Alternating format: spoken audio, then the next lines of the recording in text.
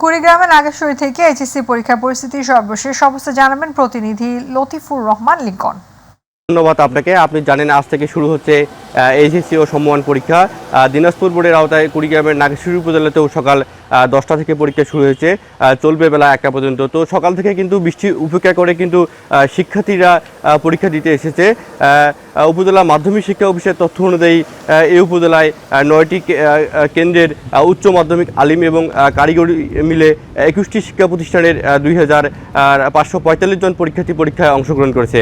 তবে এর মধ্যে কিছু সংখ্যক পরীক্ষার্থী অনুপস্থিত রয়েছে বলে জানিয়েছে তারা।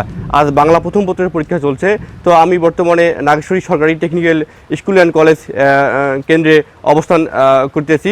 তো এই উচ্চ মাধ্যমিক পরীক্ষাকে কেন্দ্র করে যাতে কোনো প্রকার অপ্রীতিকর কোনো ঘটনা না ঘটে সেই ব্যাপারে স্থানীয় প্রশাসন কঠোর তৎপর রয়েছে। এছাড়াও প্রতিটি কেন্দ্রে পুলিশ দায়িত্ব পালনের পাশাপাশি নির্বাহী ম্যাজিস্ট্রেট কিন্তু বিভিন্ন কেন্দ্র পরিদর্শন করছেন। আরেকটি বিষয় যদি আপনাকে বলি, পরীক্ষা চলাকালীন সময়ে পরীক্ষা কেন্দ্রের 200 গজের ভিতরে সর্বসাধারণের প্রবেশ নিষেধ রয়েছে।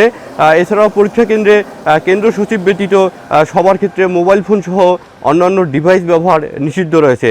তো আমি অন্যান্য পরীক্ষা কেন্দ্রে খবর নিয়ে যেটা জানতে পেরেছি, সকাল থেকে এখন পর্যন্ত কোনো কেন্দ্রে অপ্রীতিকর কোনো ঘটনা ঘটেনি। এই ছিল আজকের কুড়িগ্রামের নাগেশ্বরী থেকে এইচএসসি ও সমমান পরীক্ষার সর্বশেষ খবর।